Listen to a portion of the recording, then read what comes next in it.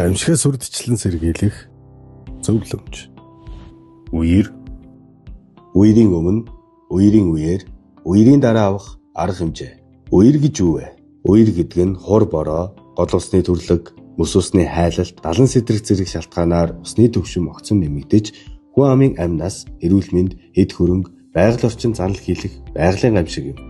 Үерийн үеэр голын ус хөрсөө нэвтэлж, барилга байгууламж, зам гүүрийг эвдэн, цахилгаан хэрэгсэл, хоол хүнс бохирдох аюултай байдаг. Үерийн өмнө авах арга хэмжээ. Үерээс үрдчлэн сэргийлэх нь хүний амьнаас эд хөрөнгийг хамгаалах хамгийн чухал алхам. Нэгдүгээр тэрсэлтийг тодорхойлж, гэр оронтой нь үерийн аюултай бүсэд ордог эсхийг мэдж авах. Орон нутгийн онцгой байдлын газар, багийн засаг дарга, мэдээллийн сайтуудын анхааруулга, мэдээллийг тогтмол дагаж мөрдөх. Хүүхэд болон өндөр настуудад үерийн үед яаж аврах, хаашаа нүүхийг урьдчилан зааж сургах. Хоёрдугаарт гэрийн бэлтгэл. Дээврийн ус зайлуулах хоолойг цэвэрлэж, хог шороог цэвэрлэх. Цонх, хаалга, ханын завсрыг шалгаж, ус нэвтрүүлэхгүй болгох. Ус орох эрсдэлтэй байдлаар байрласан гэрийн эд зүйлсийг өндөрт тавих.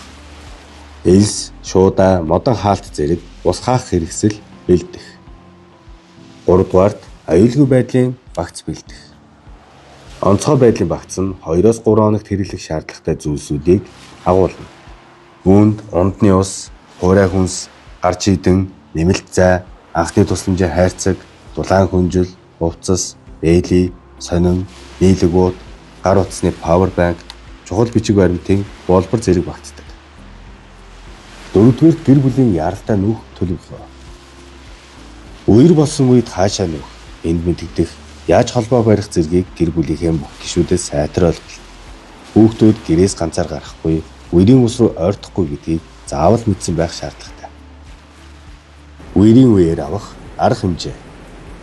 Үерийн үеэр хамгийн чухал зүйл бол амьнаас эрүүл мэндийн аюулгүй байдлыг хамгаалах байдаг. Нэгдүгээрт үерийн анхааруулга гарах үед бэлэн байдлын зүнхээ шуурхаа авч, өндөр газар руу нүүн, автомашинаар үерийн ус руу орохгүй байж, цахилгаан хэрэгслээ салгах. Хоёрдугаарт үерийн ус эхэлж орж ирэх үед үерийн усанд хүл үзэн алхахгүй байх. Усанд норохгүй хэсэг рүү шууд шилжин, гэрийн цахилгаан болон хийг салгаж, хүүхэд, өндөр настан, хөгжлийн бэрхшээлтэй хүмүүс тусалж нүүлгэнэ.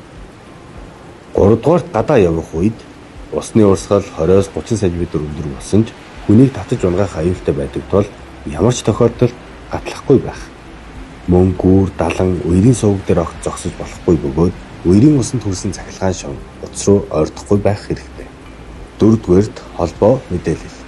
Хүмүүсийг төөрөгдүүлж болцсохгүй тул аль биесний их сурвалжийн мэдээллийг сонсож, удаан цахим зургалд автахгүй байж, сошиал баталгаагүй зураг мэдээлэл тараахгүй байх.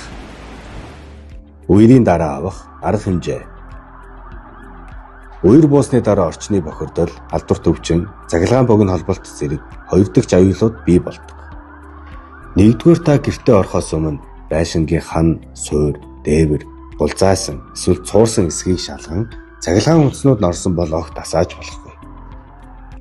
Мөн усны хангамж, халаалт, хий алдсан эсгийг шалган, мэргэжлийн байгууллагаас зөвшөөрөл өгсөний дараа байр орон сууцсандаа орж болно. Хоёрдугаарт гэр орноо цэвэрлэж ариутгахтаа хөрсөн чингсэн бохир усыг соруулж гарган, шавар лагийг цэвэрлэж, өрөөг сайтар хатаа. Мөн хан, шал, тавилга зэргийг халдваргүйжүүлж, үерийн усанд норсон хоол хүнс, хуванцар сав, нээлттэй савлгаатай бүтээгдэхүүнийг шууд хаяна.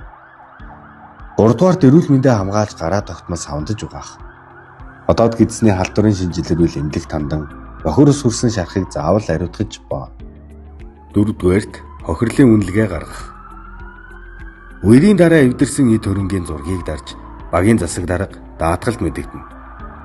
Хохирлын үнэлгээг үндэслэн тусламж, нөхөн төлбөр авч болно. Үерээс хамгаалах 3 үндсэн шат нь: нэгдүгээрт үерийн өмнө бэлтгэл төлөвлөлт, хоёрдугаарт үерийн үеэр аюулгүй байдал, яралтай нүүлгэн шилжүүлэлт, гуравдугаарт үерийн дараа нь эрүүл мэнд, цэвэрлэгээ, сэргээн босголт байдаг. Хинч үерийн үеэр бүртэж болно. Харин бэлтгэлтэй байвал аюулыг басгаж, амьнаас эд хөрөнгөө хамгаалах бүрэн боломжтой.